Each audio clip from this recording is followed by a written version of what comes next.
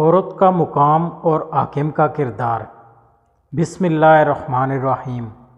ایک دفعہ عمر بن خطاب رضی اللہ تعالیٰ عنہ راستے سے گزر رہے تھے۔ اچانک انہوں نے دیکھا کہ ایک آدمی راستے میں ہی ایک عورت سے گفتگو کر رہا ہے۔ سیدنا عمر نے اسے کوڑا مارا۔ اس نے عرض کی، اے امیر المومنین، یہ میری بیوی ہے۔ سیدنا عمر نے فرمایا، تو اپنی بیوی کے ساتھ راستے میں کیوں کھڑا ہے اور لوگوں کو اپنی ذاتی گفتگو کی طرف کیوں متوجہ کر رہا ہے؟ اس نے عرض کی، اے امیر المومنین، ہم ابھی مدینہ میں داخل ہوئے ہیں اور سوچ رہے ہیں کہ کہاں قیام کریں۔ سیدنا عمر نے یہ سن کر کوڑا اس کی طرف بڑھا دیا اور فرمایا، اے اللہ کے بندے، مجھ سے قصاص لے لے۔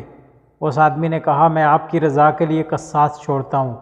سیدنا عمر نے فرمایا، یہ کوڑا پکڑ اور قصاص لے لے۔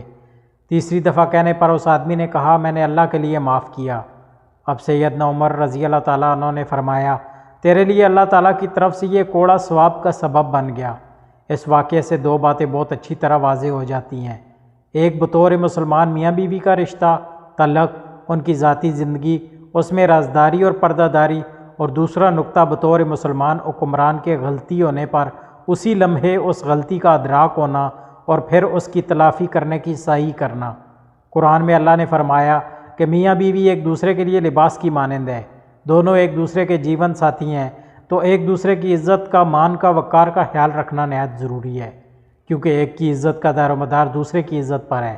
اور اس واقعے سے یہ سبق ملتا ہے کہ عورت کو اسلام کیا مقام دیتا ہے کہ جس سے اس کا شرعی رشتہ ہے، صرف وہی اس کی ذاتی زندگی سے واقف ہو، کسی اور کو حق نہیں کہ اس کی ذاتی زندگی میں دخل دے۔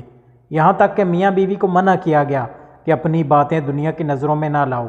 رہی بات مسلمان حکمران کی، تو ذرا اس عاجزی، اس انکساری، اس خشیت الہی پر غور کریں کہ خلیفہ وقت نے اس آدمی کو شرعی حکم کے بارے میں تنبیہ کی، لیکن جیسے ہی معلوم ہوا کہ خلیفہ وقت نے غلطی کی تو اسی وقت اپنی غلطی کا احساس ہوا، اپنی غلطی کو تسلیم کیا اور پھر اس غلطی کا کفارہ ادا کرنے کی کوشش کی، یہاں تک کہ اس آدمی نے انہیں اللہ کے لیے معاف کیا۔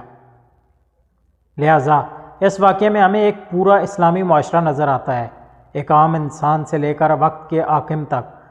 ہمارا رویہ، ہمارا کردار، رب کا خوف، شریعت سے محبت، اللہ اور رسول صلی اللہ علیہ وسلم کے احکام کی پاسداری کا احاطہ کرتی ہے یہ واقعہ۔ اللہ ہمیں عمل کرنے کی توفیق عطا فرمائے۔ اللہ ہم سب کا حامی و ناصر ہو، آمین۔ نوٹ: اس پیغام کو دوسروں تک پہنچائیے تاکہ اللہ کسی کی زندگی کو آپ کے ذریعے بدل دے۔